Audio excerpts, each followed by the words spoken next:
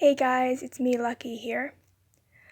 Welcome to a new series I like to call Between the Lines.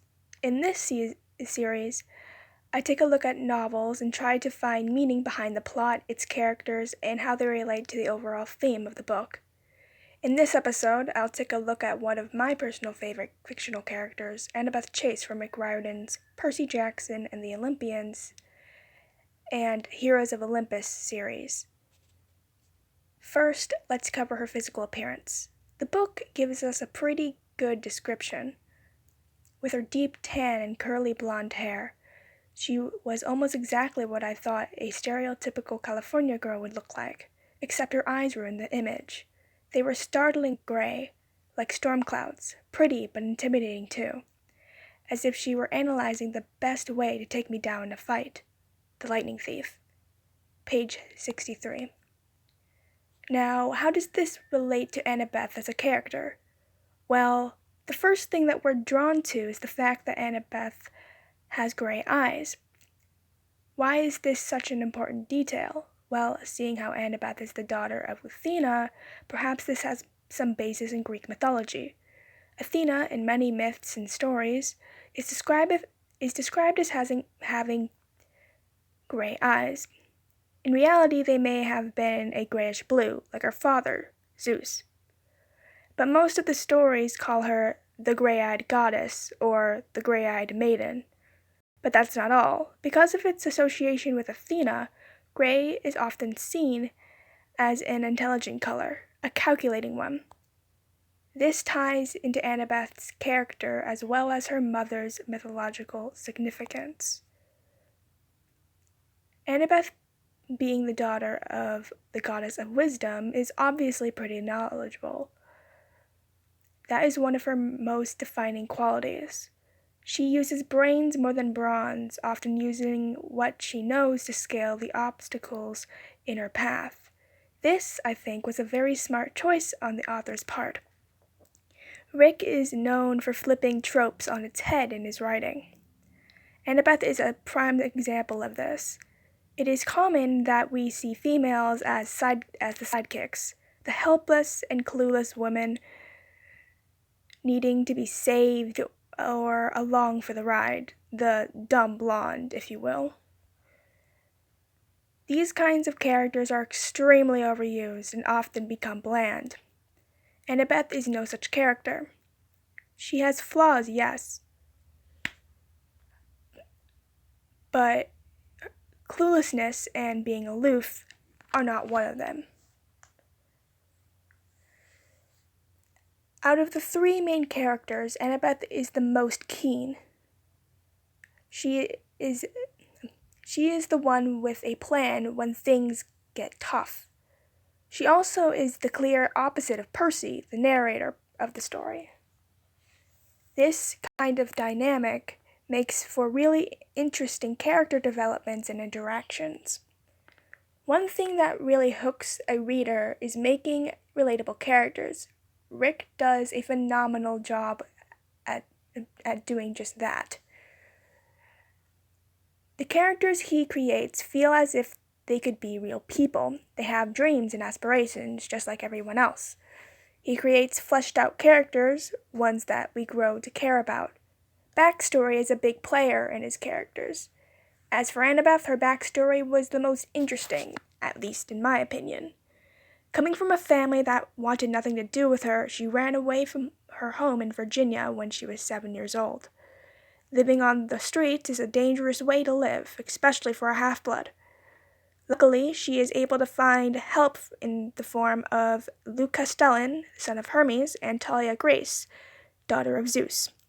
The trio traveled with each other for a while until they were found by Grover Underwood, a satyr who promised them refuge at Camp Half-Blood in Long Island, New York. However, traveling with 3 half-bloods is a gamble when it comes to their survival. They end up making it to Half-Blood Hill, but not without attracting some dangerous company in the form of the 3 Furies, Hades' torturers. Out of the 3, 2 half-bloods make it back alive. Talia Grace stayed behind to fight off the Furies, but but the choice cost her her life. That was 5 years before the beginning of the book. With Annabeth having this much history, even at a young age, it makes for a very interesting character. But one of the most defining details of any character is their goals, desires, and, of course, their flaws. We learn further on in the book that Annabeth has a dream of becoming an architect. This is an interesting goal in itself.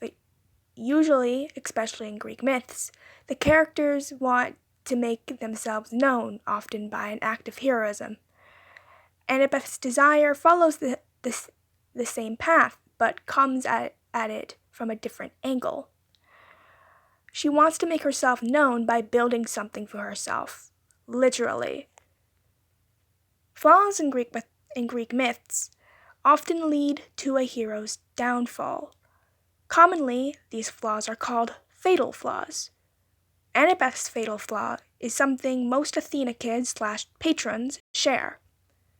She has the fatal flaw of hubris, pride. She has goals for herself, and sometimes that determination can turn into something dangerous. Another flaw that is revealed to us rather comically is Annabeth's fear, arachnophobia. This, ironically, also has a basis in Greek mythology, the story of Arachne. In this story, Arachne was a very talented weaver. She was one of the best mortal weavers in all of ancient Greece. In fact, Arachne was so skilled that she thought herself better than Athena. Upon hearing this, the goddess of wisdom decided to see this boastful young girl for herself. Taking the form of an elderly woman, Athena hid herself among the crowd which had gathered to watch Arachne's weaving. Athena then commenced to scold her, reprimanding her for being so prideful. Arachne gave the ancient Greek equivalent of the finger to the elder, causing Athena to become provoked. She then revealed herself as the goddess of wisdom and challenged Arachne to a weaving contest. Of course, Arachne didn't back down, accepting Athena's challenge. As the two weavers started at their looms, their tapestries started to show certain scenes. Athena's tapestry favored the gods, showing their might and power, while Arachne's downgraded them, showing the gods abusing their power, intruding in the lives of mortals, and the sins they had committed. Arachne's tapestry was woven with more skill, but because of its vulgar imagery, Athena was declared the winner. Arachne tried to protest, but Athena was already reproached by the mortal. As reward for her lack of respect, Athena put a curse on her. Arachne began to shrink. Several eyes sprouted on her face. Limbs started to form around her body. Her mouth stretched and changed to mandibles. When the transformation was done, Arachne wasn't a mortal anymore, but a spider. In the book, Annabeth's fear of spiders is explained using this myth. Quote, "Hey," Annabeth said. "I'm sorry for freaking out back at the water park, Percy." "That's okay. It's just," she shuddered, "spiders." Because of the Arachne story, I guessed.